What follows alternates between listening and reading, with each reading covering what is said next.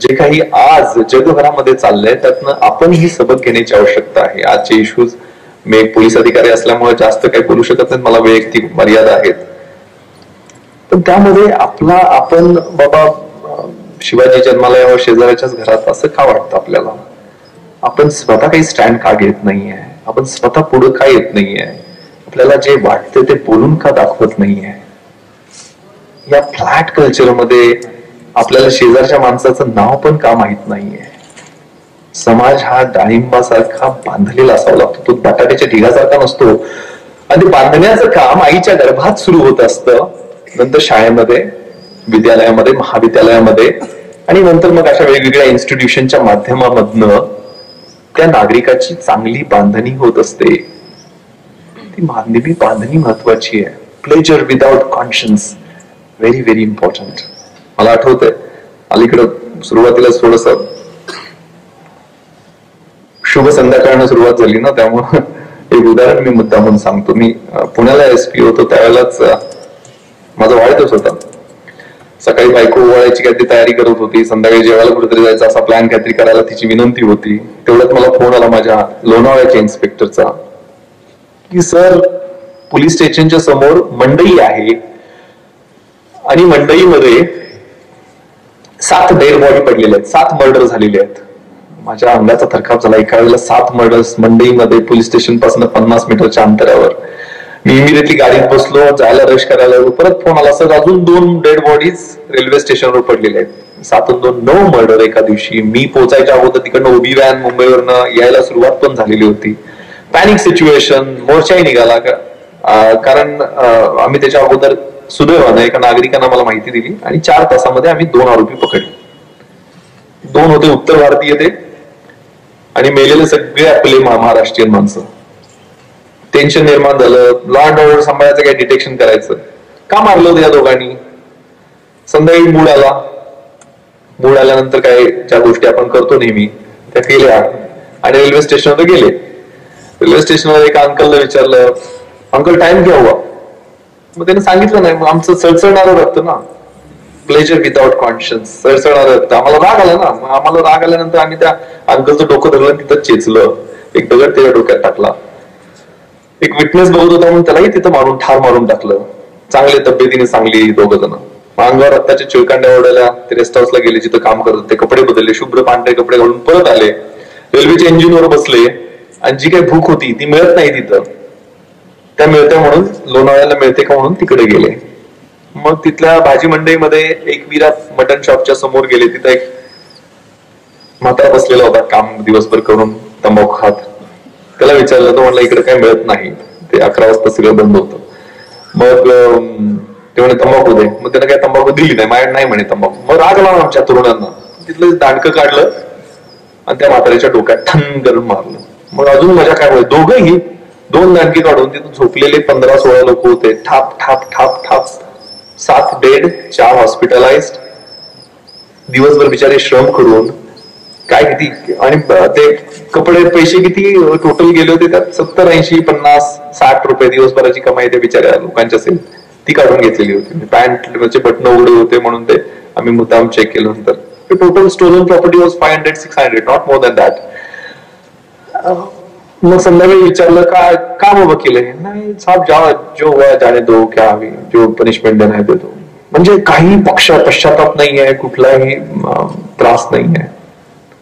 आणि त्यावेळी मला ऑर्डर सुरू झाला. मग सगळेजण हाकलून काढा, मग बाहेर आले, तिकडे दादागिरी करतात, अशा पद्धतीचं वातावरण सुरू झालं. नेक्स्ट वीक मध्ये दुसरी घटना घडली माझ्याकडे. तिथं क्रिकेटचं स्टेडियम बनतंय, त्या गावाचं नाव मी विसरलो. त्या ठिकाणी एक डेड बॉडी मुलीची पडलेली होती. सकाळी फोन आला. डिस्क्रिप्शन काय आहे विचारलं तर सलवार उलटी घातलेली होती. त्यानंतर माझ्या लक्षात आलं की this must be rape with murder. म्हणून मी मायसेल्फ रश्ड. मी तिथे गेलो. ते डिस्क्रिप्शन वरून मी शहरामध्ये, कारण शहराच्या ऍडजॉइनिंग एरिया होता, मी ग्रामीणचा SP होतो, म्हणून मिसिंग कुठले आहेत तर मिसिंग चतुर्शिंगी लाईट सापडली, अशी मुलगी रात्रीपासून गायब आहे. डिस्क्रिप्शन काय करते, कसं करते, आणि चौकशी केली आणि 2 गुन्हेगार तिथे डिटेक्ट केले. आता ही मुलगी ज्योती कुमारी, विप्रो मध्ये काम करणारी, शहाजापूरची राहणारी मूळची, उत्तर भारतात इथं बहिणीकडे यायची, दिवसभर काम शाळा कॉलेज करायची, फर्ग्युसनला कॉलेजला होते BSc ला, आणि संध्याकाळी कॉल सेंटरवर काम करायची. मग तिला रोज घेऊन जाणारा टॅक्सी कॅब मध्ये आपली 2 महाराष्ट्रीयन मुलं, एक तर शिक्षकाचा मुलगा होता. मग ते दोघांनी संध्याकाळी ठरवल्याप्रमाणे प्लॅन केला. प्लॅन काय केला? अच्छा माल है खाने का आज कुछ भी हो. प्लॅन केला. त्यानं चकचकीत दाढी केली, टाय लावला, पाठीमागे तिच्या शेजारी, तिला शंका येऊ नये कारण हा कॉल सेंटर मधला एम्प्लॉय वाटला पाहिजे म्हणून पाठीमागे बसला. हा गाडी घेत 10ची संध्याकाळची वेळ होती, घेऊन चालले. ती बिचारी आई वडिलांशी फोनवरती बोलत होती. तिच्या लक्षात आलं नाही गाडी कुठं चालली आहे. ज्यावेळी लक्षात आलं त्याला खूप वेळ झालेला होता. तिला जंगलामध्ये घेऊन गेले, तिच्यावर पाशवी सामूहिक बलात्कार केला. तरीही बिचारी विनवण्या करत होती की भैया जो होगा जाने दो, मुझे कॉल सेंटर छोड़ दो. कारण तिला भीती वाटत होती की आता हे माझ्या जीवाचं बरं वाईट तर करणार नाहीत का. त्यांनाही तेच माहित होतं की आपण जर हिला सोडलं जिवंत तरी पोलिसात जाईल किंवा कॉल सेंटरमध्ये सांगेल. म्हणून तिची जी खाली अंथरलेली ओढणी होती वाईट उद्देशानं, तीच घेतली, तिला ओढणीनं स्ट्रँग्युलेट केलं. तरी मरत नाही म्हटल्यानंतर तिच्या हाताच्या दोन्ही नसा कापल्या. तरी मरत नाही म्हटलं डोक्यात दगड घातला.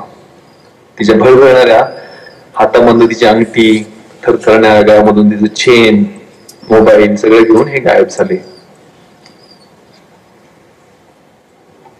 हे भयंकर होतं, म्हणजे हे पाशवी होतं, हे अनाकलनीय होतं. तर इथं कुठं संबंध आहे हो? म्हणजे तिथले विक्टिम्स होते ते महाराष्ट्रीयन होते, आरोपी उत्तर भारतीय होते. इथली विक्टीम उत्तर भारतीय, आरोपी महाराष्ट्रीयन. खूप छान गोष्ट मी डॉक्टर मनमोहन सिंग साहेबांच्या तोंडून ऐकलेली होती. ज्यावेळेला ते पौडला महिंद्रा इंटरनॅशनल कॉलेज आहे त्या ठिकाणी आलेले होते आणि त्यांचं मुलांसाठीच व्याख्यान होतं. त्या भाषणामध्ये त्यांनी ती गोष्ट सांगितलेली होती. एक चित्रकार पेंटर असतो, त्याला एक परमेश्वराचं चित्र बनवायचं असतं. मग तो त्याच्या मित्राला विचारतो, मला एक परमेश्वराचं छान चित्र बनवायचं, मी काय करू रे?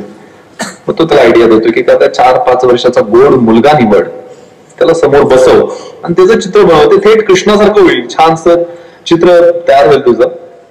आणि तो तसंच करतो, एक गोड मुलगा निवडतो, त्याचं चित्र बनवतं, ते अगदी कृष्णासारखं बनतं, त्याचं चित्र खूप हिट होतं, त्याला खूप पैसा मिळतो, खूप प्रसिद्ध होतो तो. 25 वर्षांना त्याची पुन्हा इच्छा होती की मला एक राक्षसाचं चित्र बनवायचं आहे, शैतानाचं चित्र बनवायचं आहे. मग परत त्याच मित्राला विचारतो, मी काय करू? तो म्हणे जेलमध्ये जा, त्याला अनेक खून, बलात्कार, दंगली घडवून आणलेले आहेत, दहशतवादी एखादा असा सापडव, मिळव आणि त्याचं चित्र बनव, ते राक्षस सारखं होईल. मग तो जातो जेलच्या परवानगीने, असा एक आरोपी निवडतो, केस विस्फारलेले, डोळे विस्फारलेले, केस वाढलेले, नख वाढलेली, असा भयंकर असा आरोपी शोधतो, डोळे लाल बुलंद. त्याला बसवतो समोर आणि चित्र बनवायला लागतो. तो त्याला विचारतो, तू कशात चित्र बनवतोय? म्हणजे तुला बघून मी राक्षसाचं चित्र बनवतोय. हे ऐकल्यानंतर तो कैदी ढसाढसा रडायला लागतो. तो चित्रकार, तू का रडतोयस? तो म्हणतो, 25 वर्षापूर्वी ज्या मुलाचं तुम्ही चित्र बनवलेलं होतं परमेश्वराचं, तो मीच आहे. या 25 वर्षामध्ये माझ्यातला परमेश्वर छोटा छोटा छोटा मरत मरत मरत मरत गेला आणि माझ्यातला राक्षस वाढत वाढत वाढत गेला. माझ्यावर ज्या पद्धतीचे संस्कार झाले, ज्या पद्धतीची संगत लागली, ज्या पद्धतीच्या विचारात मी वाढलो, त्यातनं माझं परमेश्वरातनं, देवातनं राक्षसामध्ये रूपांतर झालं. आणि ही लढाई आपल्यातल्या प्रत्येकामध्ये सुरू असते. आपल्या आतमध्ये ईश्वर पण आहे, राक्षस पण आहे. रोज ते दोन सुरू आहे, रोज डेली चेक. आणि कोण जिंकतं त्यात? ज्याला आपण खाद्य घालतो तोच जिंकतो. खूप छान शेर आहे तरुणाई बद्दल, म्हणून म्हणतो, हालात के कदमों पर सिकंदर नहीं गिरता, टूटा कोई तारा तो जमीन पर नहीं गिरता, गिरते हैं शौक से दरिया समंदर में, लेकिन किसी दरिया में समंदर नहीं गिरता. तो तारे, ते सिकंदर, ते समंदर तुम्ही आहात. छोट्या छोट्या मोहापळी आपलं आयुष्य माती होताना मी बऱ्याच ठिकाणी पाहिलेलं आहे. जे रेव पार्टी झालेली होती त्याला बरेचसे, म्हणजे माझ्यावर, म्हणजे मोठं, सगळ्यात मोठं वर्तमानपत्र आहे त्याच्यात एडिटोरियल छापून आलं होतं. यानं उत्तर भारतात जाऊन जे साधू महंत रोज चिलीम फुकतायत त्यांच्यावर कारवाई करावी ना, मुलांच्या पाठीमागे का लागला आहे? माझी मानसिकता मुलांना आरोपी बनवण्याची बिलकुल नव्हती. माझं टार्गेट होतं ड्रग पेडलर्स, जे ड्रग्ज विक्री करत होते. इथं काय, आणि मुंबई मधल्या जुहूच्या रेव पार्टीमध्ये काय, तिथं तर 292 मुलांना पकडलेलं होतं, इथं 286 होते. आणि आपल्याला माहित नसेल त्याचे ब्लड आणि युरिन रिपोर्ट, सगळ्यांचे मुलांचे रक्त आणि लघवीचे नमुने मी घेतलेले होते. त्यातल्या 6 लोकांना आता कन्व्हिक्शन झालं, गेल्या आठवड्यामध्ये त्यांनी कबूल केला आरोप. तर पुण्यातल्या 86% या सेमगाड्याच्या 86% मुला मुलींच्या रक्तामध्ये आणि लघवीमध्ये ड्रग्ज मिळून आले, आणि मुंबईच्या 92% मुला मुलींच्या रक्तामध्ये आणि लघवीमध्ये ड्रग्ज मिळून आले. आणि ते ड्रग्ज कुठल्या पद्धतीचे होते, त्यात सायकोट्रॉपिक सबस्टन्सेस ही होते, फ्लनिट्रेप्झेम, मेथॅम्फेटामाइन, इक्स्टसी. सिनेमामध्ये तुम्ही पाहिला असेल, संडे नावाचा एक सिनेमा आला होता, त्यात संडे मिसिंग असतो, अजय देवगण आणि कुठला तरी होता तो सिनेमा, चांगला इंटरेस्टिंग होता. किंवा फॅशन नावाच्या सिनेमामध्ये ते तुम्ही पाहिला असेल. फ्लनिट्रेप्झेम जे नायट्राइट बेस्ड ड्रग आहे, ज्याला डेट रेप ही म्हणतात, की मुलीला डेटवर घेऊन जायचं आणि तिच्यावर रेप करायचा. म्हणजे त्याचा एक ड्रॉप तुमच्या थम्सअप मध्ये किंवा कोक मध्ये मिक्स केला, तुमची मेमरी ब्लर होते, आणि मेमरी ब्लर झाल्यानंतर तुमच्यावर काय झालेलं आहे रात्रभर ते काही कळत नाही, सकाळपर्यंत आयुष्य उद्ध्वस्त झालेलं असतं. ते वेगळी कारण आहेत. रेच्या अनुषंगाने त्या वेगळ्या मिडनाईट, ट्विलाइट, अर्ली मॉर्निंग, 3 म्युझिकच्या फेऱ्यामध्ये काय काय चालतं हे मी तुम्ही नेटवर वगैरे पाहिलं असेल, पाहिलं नसेल तर पाहू नका. तर विचित्र गाणं, या 200-250च्या आपल्याला ज्या पार्ट्या होतात त्या छोट्या स्वरूपातल्या आहेत. आता तुम्ही ऑस्ट्रेलिया, कॅनडा, ईस्टर्न युरोप मधल्या पार्टीच्या संदर्भानं बरेचसे क्लिप्स असतात. 25-25 हजार लोक एका पार्टीला येतात. त्या दम मारो दम, आता त्याच्यावरतीच सिनेमा आहे सध्या, तुम्ही ते पाहिलं असेल. त्या गाण्याचे बोल पण वेगळेच आहेत.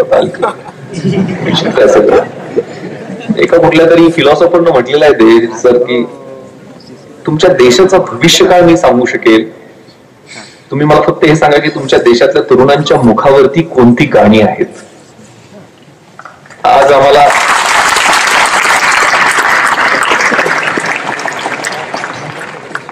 दम मारो दम, शीला, मुन्नी याच्यात आम्ही काय करतोय का? ते गणपती बाप्पा समोर सुद्धा तीच गाणी असतात, गोविंदामध्ये तर तेच असतात, आणि वेगळे वेगळे त्या विषयाच्या बद्दल जाणं आवश्यक नाही. पण ते रॅडिकल ऑडिओ व्हिज्युअल एक्सपिरियन्स, रेवचा फुल फॉर्म आहे, तो एक्सपिरियन्स काय असतो, कारण ते जर ती ड्रग्ज घेऊन ते म्युझिक ऐकलं तर ते कानामध्ये पिअर्स होतं, म्हणजे घुसतं, आपल्याला जाणवतं एक घुसतं. किंवा ते ऑक्टेव्स असतात, 8 आकार, जो सिनेमामध्ये पाहिला असेल तुम्ही, ते विशेषतः ते नायजेरियन्स काढताना दिसतात, त्याला तुम्ही टच करू शकता. तुम्ही हवेत चालण्याचा भास येतो. शारीरिक समागमात जो मिळणारा आनंद आहे तो तासन तास मिळण्याचा तो काही ड्रग्स मधनं आनंद मिळतो. पण हा क्षणिक आहे, हा तात्पुरता आहे. आणि एकदा तुमच्या सेंट्रल नर्वस सिस्टमचा ताबा घेतला की मग कुठलंही कृष्णकृत्य, कुठलंही पाप, कुठलाही गुन्हा तुमच्या हातून सहज घडू शकतो. सत असत, चांगलं वाईट सगळं डिफरन्स करायचं बंद होऊन जातं. आणि का महत्वाचं आहे, कारण याच्या पाठीमागे अर्थकारण आहे. नार्को टेररिझम हा खूप मोठा देशाला असणारा धोका आहे. नार्को टेररिझम म्हणजे terrorist flourished with the help of drugs. तुमच्या माहितीसाठी तुम्ही वाचलं पण असेल, गोल्डन क्रिसेंट म्हणजे बांगलादेश, इराण आणि पाकिस्तान, आणि गोल्डन ट्रायंगल लाओस, म्यानमार आणि थायलंड, हा साऊथ एशियातला जो ट्रेड होतो तो भारताच्या मधनं होतो. आणि हा ट्रेड किती आहे माहिती आहे का? वर्षाकाठाला त्याचा अॅन्युअल टर्नओव्हर जो आहे तो $1000 बिलियन एवढा मोठा आहे. ते शून्य पण मोजता येणार नाहीत. आणि माझी फिगर नाही, सीबीआय बुलेटिन मधली मी तुम्हाला फिगर सांगतोय. म्हणजे जगातल्या आयर्न अँड स्टील इंडस्ट्रीच्या उत्पन्नापेक्षा ते जास्त फिगर आहे. मग हे एवढं ड्रग्ज फ्लरिश होत आहे, त्याला टार्गेट कोण, तर तुमची यंग जनरेशन, जे टीनेजर्स आहेत ते याला बळी पडतील. कारण या मुलांशी मी संवाद साधला. मला यांना सर तिथल्या ज्यावेळेला मी मुलांना या हेडक्वार्टर मध्ये घेऊन गेलो, मीडियाची प्रचंड गरज झालेली होती. माझी इच्छा नव्हती की यांना मीडियाच्या समोर आणून द्यायचं, म्हणून मी माझ्या अधिकाऱ्यांना पाठवून जजना विनंती केली, आणि जज आले हेडक्वार्टर मध्ये.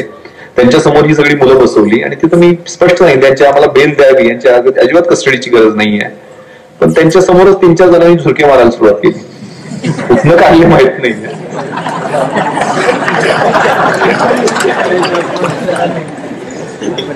तर संतापलं बिचाऱ्यांनी. मग ते कंडिशन, बेल कंडिशन आणि त्यातली बरीच जणांनी खोटी नावं सांगितलेली होती. त्यामुळे ते बिचारे जेलमध्ये 1 महिने 1.5 महिने काही लोक राहिले. आणि मग त्याचा बराचसा, मी मुंबईमधल्या रेव पार्टीमध्ये मुला मुलींना जेलमध्ये टाकलं नाही.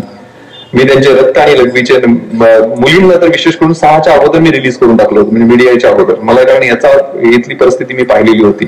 त्याचा भाऊ गाजावाजा न करता डेटरंट म्हणून त्याचा प्रचंड फायदा झाला. म्हणजे ड्रग्स माफियाचं सिंडिकेट उघडण्यात आणि बाहेर टाकण्यात त्याचा फायदा झाला.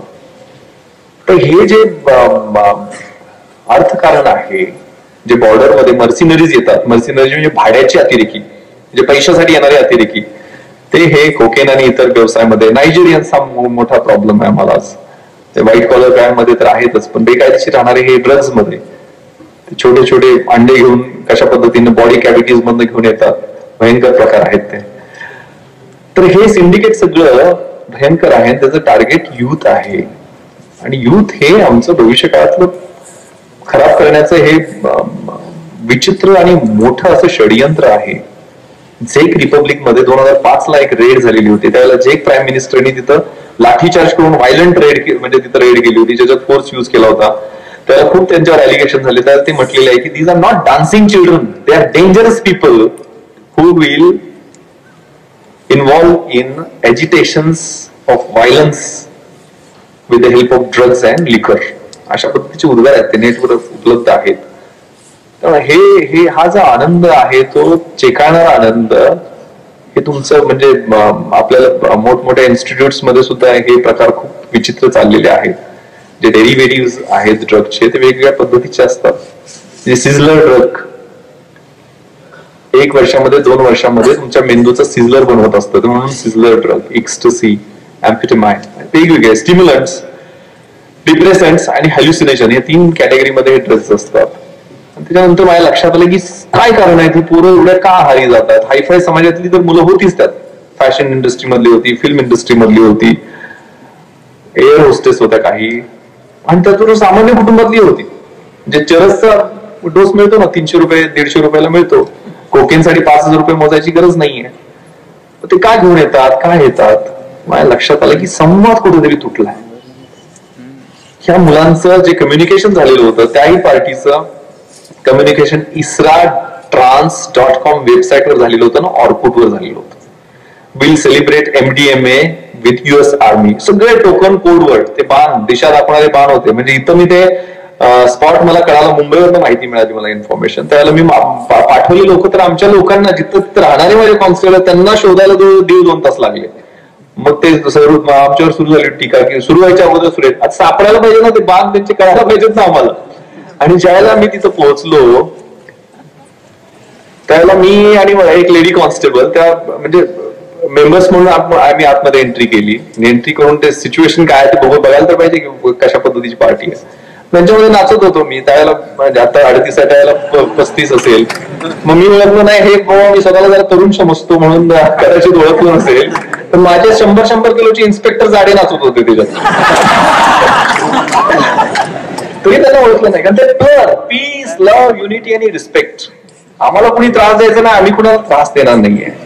भूतेश्वरा नावाचे ते कॅसेट्स त्यांचे, म्हणजे भूताची प्रेरणा पूजा करणारे, काय त्या छत्रपतींच्या शिष्याला तानाजीच्या हृदयाला वाटलं असेल त्या चेकाळणाऱ्या आनंदात, माहित नाही मला.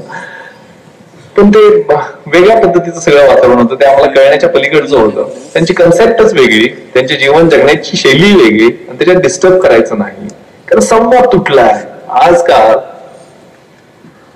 दारबंद संस्कृतीमध्ये आम्हाला काही माहिती नाहीये कसं जगायचं. आमचं सगळं कम्युनिकेशन आहे त्या फेसबुक आणि ऑर्कुटच्या पलीकडे जातच नाहीये. ते वाईट नाहीये, मीही फेसबुक वरती आहे, वाईट नाहीये. चांगले जुने मित्र त्यात भेटतात, सगळ्या गोष्टी आहेत, कम्युनिकेशन चांगल्या. आता ट्रॅफिकच्या अनुषंगाने तुम्ही सजेशन्स खूप चांगले पाठवतात. पण हे कम्युनिकेशन का? कारण गावाकडचा जुना वाडा, जुनं घर विकायचं, मुंबई पुण्यामध्ये यायचं, 1 रूम 2 रूम किचनचा फ्लॅट घ्यायचा, त्या टीव्हीला जागा असते, फ्रीजला असते, मायक्रो ओव्हनला असते, वॉशिंग मशीनला असते, कम्प्युटरला असते, सगळ्याला असते. पण म्हातारे आजी आजोबांना जागा नसते, त्यांना कुठेतरी वृद्धाश्रमात पाठवावं लागतं आम्हाला. ते जड होतात आम्हाला. संवाद कोणी मुलांशी साधायचा? कारण आम्ही संडे पॅरेंट, सॅटर्डे संडे पोरांना पिक्चरला घेऊन जायचं, जेवायला घेऊन जायचं, मग आठवड्यावरती काय झकमारी करतायत, काय बोलतायत, कुणाशी चॅट करतायत, नो आयडिया. हा रचनात्मक संवाद आमचा थंड व्हायला लागलेला आहे. मुलांना काहीच माहित नसतं, म्हणजे ते अंगण, परड, तुळशीचा कट्टा हे माझ्या मुलांना समजावून त्यांना कळत पण नाही. बरं काय म्हणताय डॅडी तुम्ही? डॅडी आता काय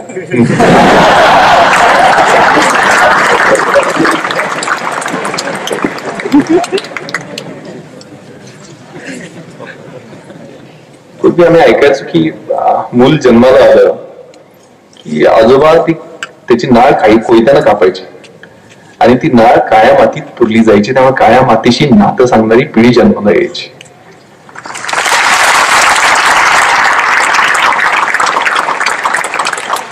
तर माती म्हणजे छीतूच होतं, म्हणजे माती म्हणजे आम्हाला घाण वाटते त्याची माती. ती नाळ आता नर्स कात्रीनं कापते आणि कुठं फेकून देते गटारीत, त्यामुळे कशाशी नातं आमचं आहे.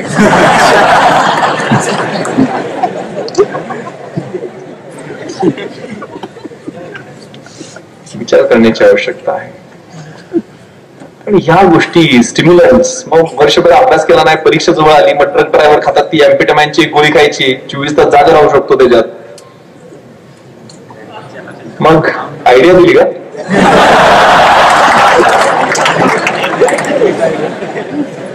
मग त्याचे डेरिव्हेटिव्ह जे आहेत स्टिम्युलंटचे, कोकेन, एक्स्टसी, या डेरिव्हेटिव्ह कडे जातो. डिप्रेसंट्स, मम्मी डॅडीची भांडणं, मग त्यात टेन्शन, मुलाची संकोचलेली, मग डिप्रेशनच्या बाहेर येण्यासाठी अँटीसिड डिप्रेसंटचे डोस घ्यायचे, मॉर्फिन सारखे. त्यातनं मग मोठ्या डेरिव्हेटिव्ह कडे जातं. हॅल्युसिनेशन, एक्स्टसी, हाय, युफोरियामध्ये जाण्यासाठी हे हॅल्युसिनेशन, म्हणजे ड्राईव्ह पार्टीज मध्ये वापरलेला जाणार ड्रग्स, तशा पद्धतीनं मग त्यात घुसत जातो. त्याच्याबद्दल मी जास्त उहापोह करत नाही आहे, पण अत्यंत धोकादायक आहे, हे समजून घ्या तुम्ही. आता एकदा एकच प्याला वगैरे ते दारूचं वेगळं, आजकाल डिबेट्स वेगळे आहेत. म्हणजे अमेरिकेत डिबेट सुरू आहे की दारू पिऊन दर वर्षाला 1 लाख माणसं मरतात, ड्रग्स खाऊन 1000 मरतात पार्टीज मध्ये. त्यामुळे पार्टीज मध्ये किंवा सॉफ्ट ड्रग्स तुम्ही हॉटेल्समध्ये अवेलेबल का करत नाही, अशा पद्धतीचे डिबेट सुरू आहे. माझे वडील पैलवान आहेत, त्यामुळे मी चहा पण त्यांच्या समोर आत्ताही पिऊ शकत नाही, अशी परिस्थिती आहे. आता 75 वर्षात झालेत, पण त्याचा हात मी हलवू शकत नाही, एवढी शक्ती त्यांच्या हातामध्ये.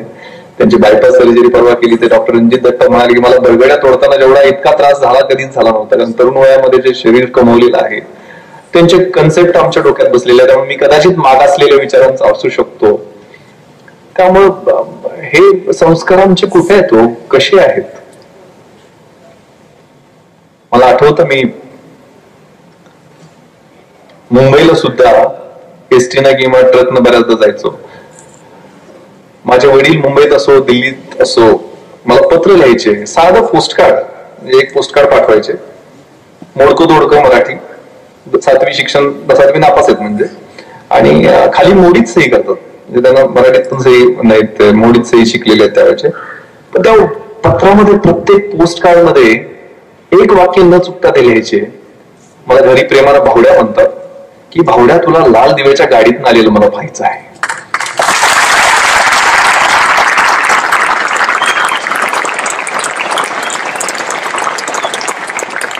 अनेक मोटिवेशनची पुस्तकं वाचली, अनेक काय मॅनेजमेंटचे ग्रंथ वाचले, पण एवढी प्रेरणा, एवढी किलिंग इन्स्टिंक्ट देणारं माझ्या आयुष्यात मला वाक्यच सापडलं नाही.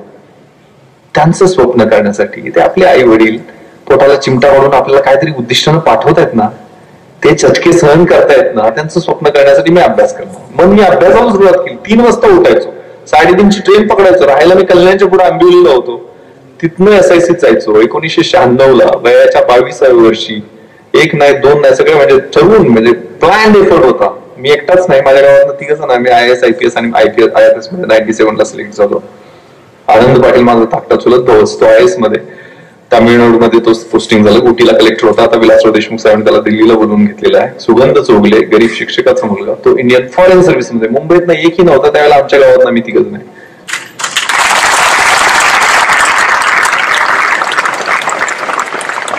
प्लॅन एफर्ट्स ठरवून.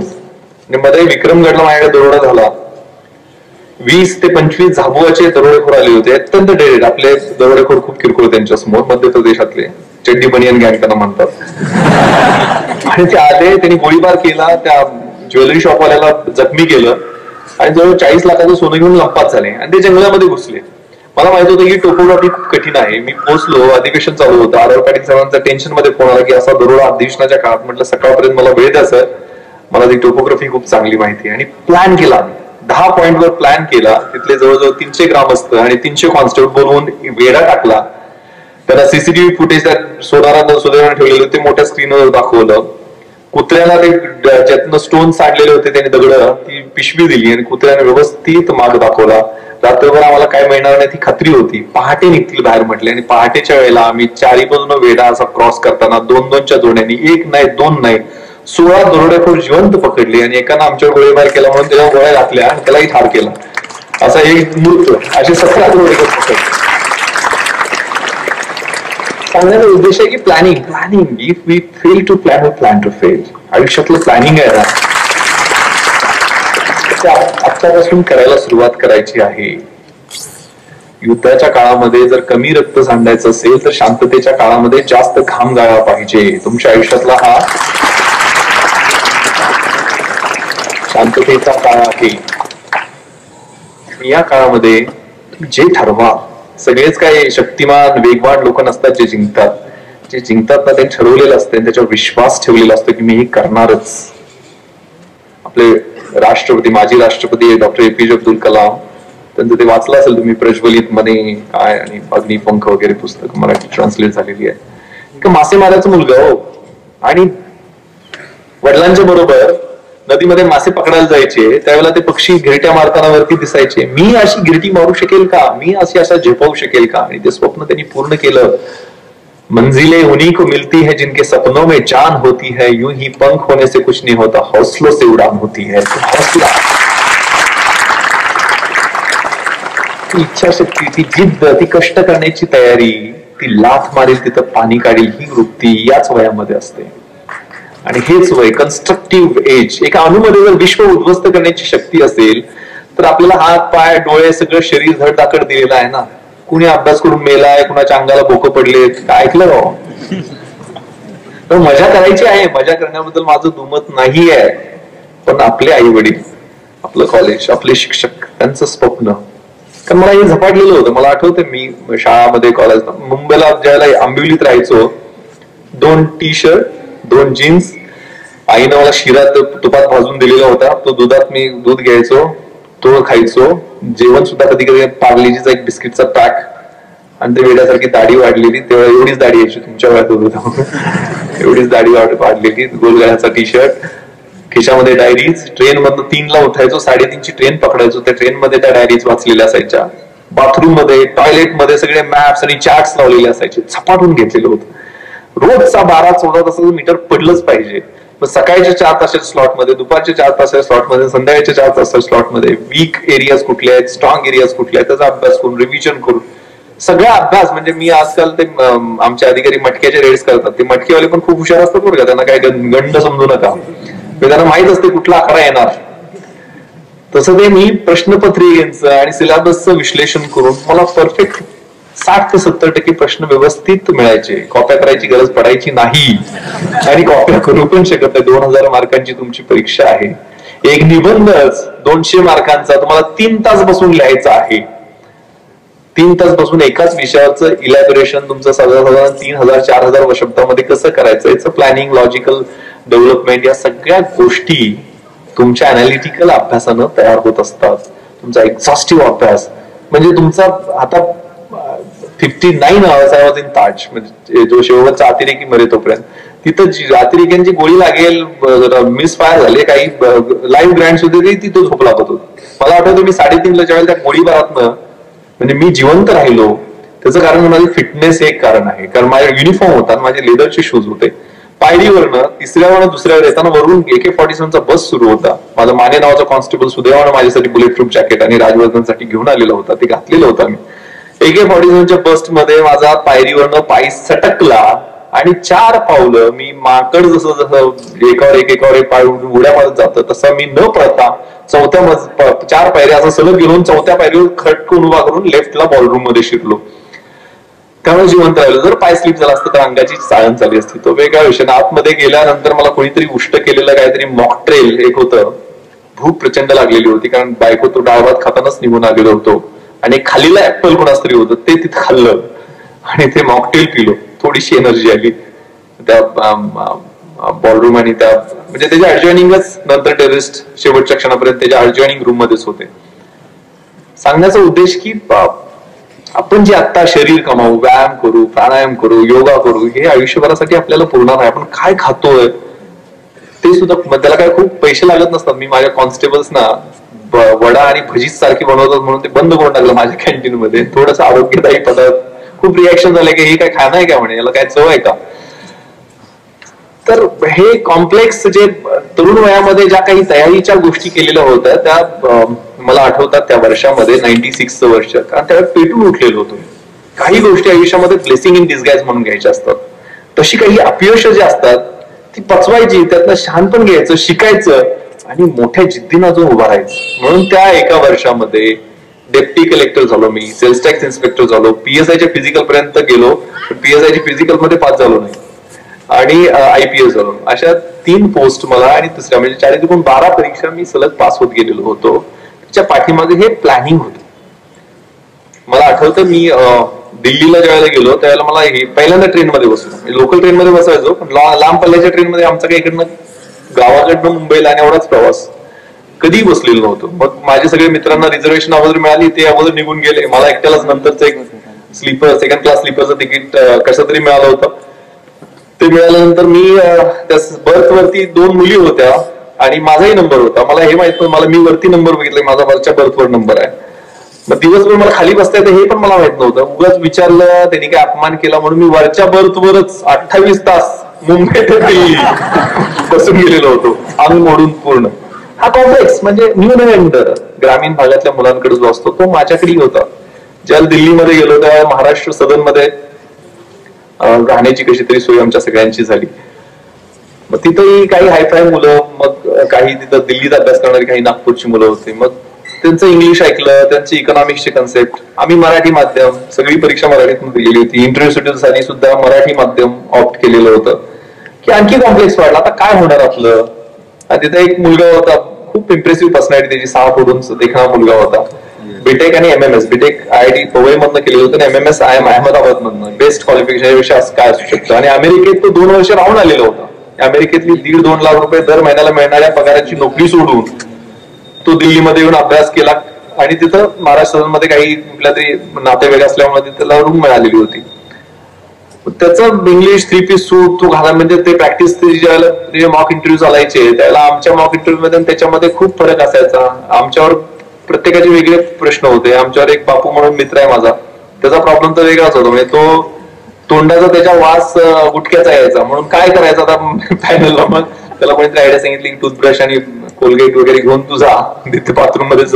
असे प्रश्न म्हणजे एकाने तर आमच्या हॉबी लिहिलं होतं डे ड्रीमिंग आणि पेंटिंग. मग त्याला काही लोकांनी कामाला लावतात ना लोक, ते कुठल्या तरी पिक्चर ऑल इज वेल वाला कुठला 3 इडियट्स मध्ये रात्री मॅगझिन्स टाकतात ना ते.